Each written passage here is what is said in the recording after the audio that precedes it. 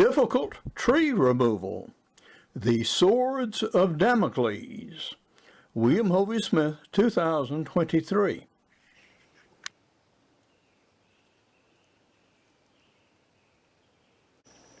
This is Hovey Smith, the Backyard Sportsman.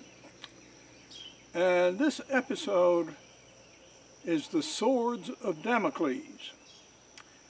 And the reason I've titled it so is because we have a very large overhanging branch here that I've got to get down about 4 feet so I can cut it without having to crawl all over the trunk, and possibly, if the whole tree rolls, being trapped underneath it.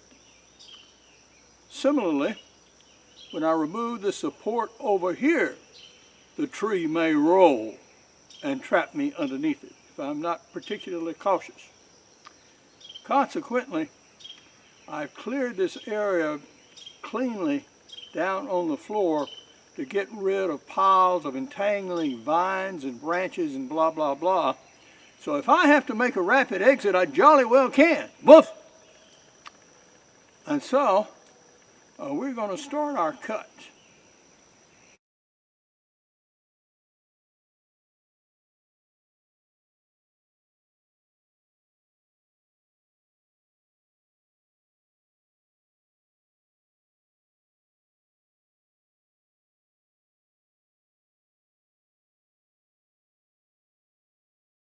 Now this is one of the overhanging branches that I'm concerned about.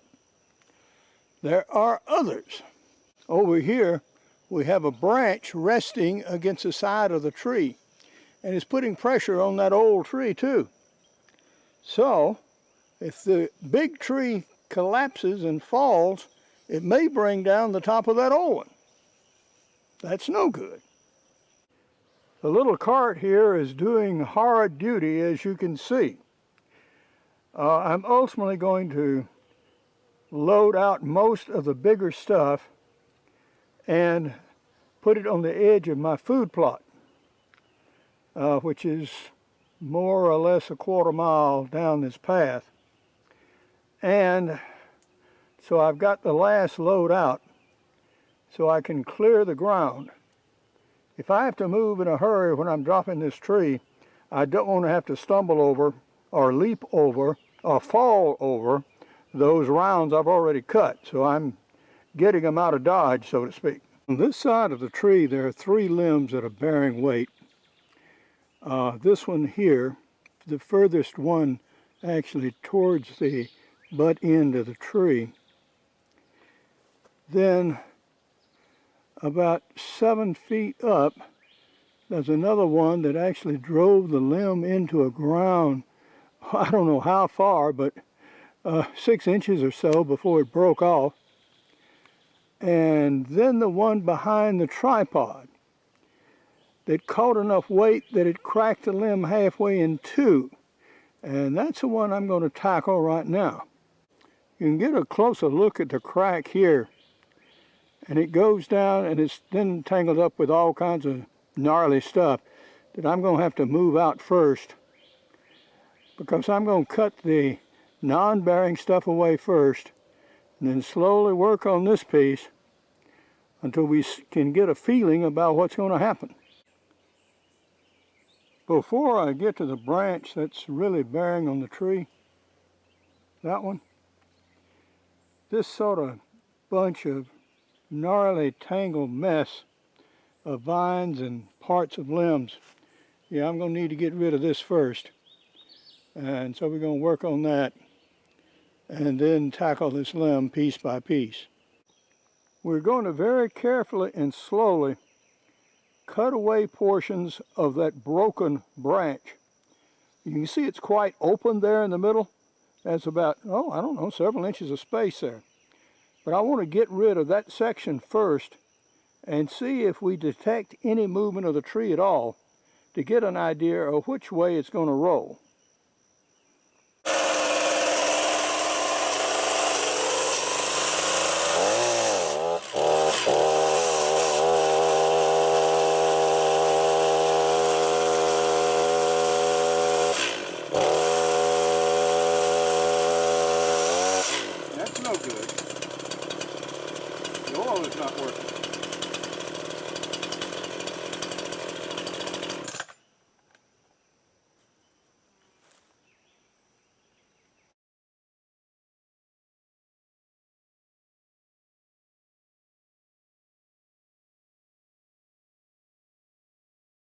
After the failure of the oiler on the Echo chainsaw, we're returning to the fight with the Greenworks Pro. Now this has an 18-inch blade rather than a 20, but it's powered by a 60-volt battery here, which takes about 2 hours to recharge. And of course, you must use cutting oil in it, just like you would any other chainsaw. And we're going to see what it's going to do.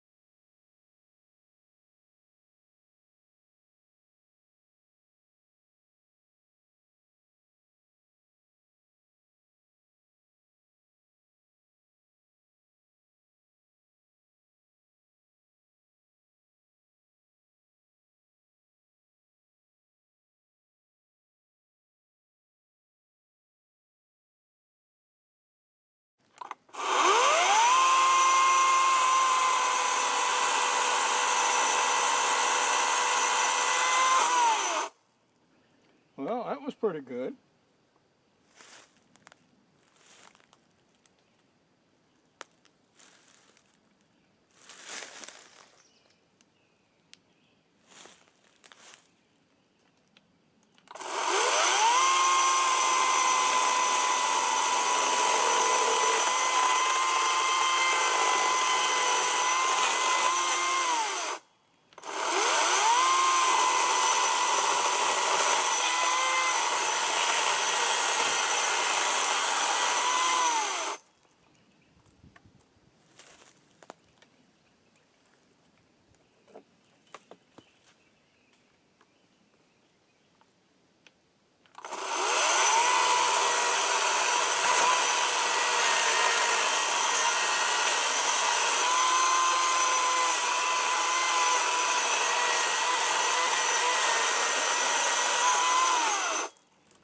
Okay, now this is completely detached. So see, we can now move this section out.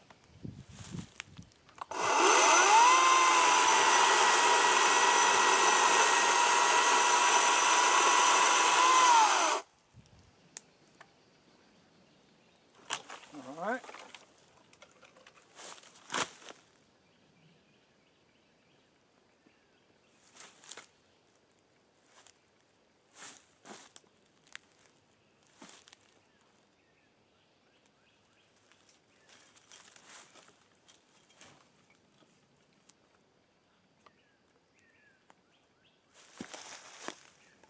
Now, this is the scary part.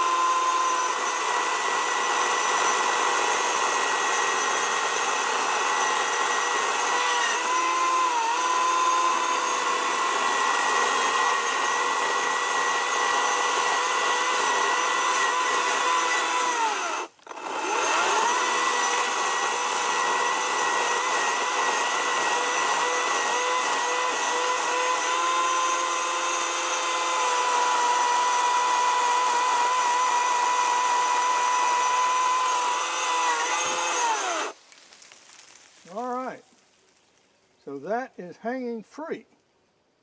Okay, good.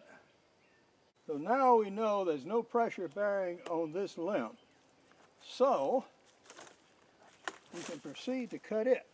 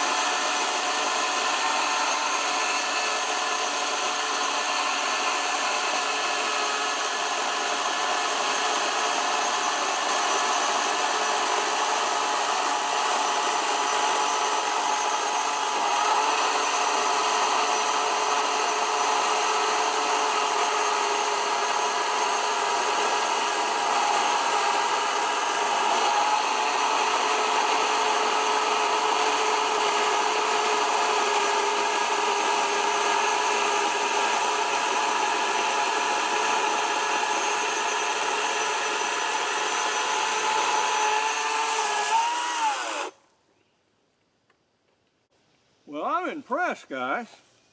The little thing is doing great. When I cut this fork, it was a particularly long cut. So I had, using this 18-inch blade, cut from both sides. And as it fell, the blade snagged and came off the bar. And so I'm putting it back on. So this gives you a look at the inside and the workings of the machine, which compared to gasoline-powered chainsaws does not look nearly so robust. But the thing cuts. So we'll put it back together and put it back to work. One thing we discovered is that unlike any Oregon chain I've ever seen, these edges here, some of them for about a 6-inch length, were burred. And so they weren't running freely or fitting into the tracks in the bar. So I had to take them back and use a Dremel tool and remove those burrs. And this is the first time in my life I've ever had to do that with an Oregon chain. This may be marked Oregon, but somehow I suspect it also may not be, coming from China, who's noted for stealing trademarks and all kinds of stuff. So we're going to put it back together and see what happens. I've gotten almost to the point where I can clear my cart now. And I've gone ahead and worked on that chain. And surprisingly enough, I had to file not the sharpened side, but actually the bearing side, so it would smoothly run in the bar. Once I've done that, now it seems to be wanting to run normally. Although, as I said before, that's the first time that's ever happened to me, that I've had damage to the blade on that side. Despite the fact that just a few minutes cutting would actually get my trail open once I remove the rounds I've already cut, I'm not going to proceed until I take care of all of this junk, because this is where I'm going to have to stand. And that piece of wood that remains is big enough to do serious damage if it falls on those other rounds and pins me. No, it wouldn't crush me altogether, it'd just break a leg. Well, I don't want to do that one either. And see about this one next time.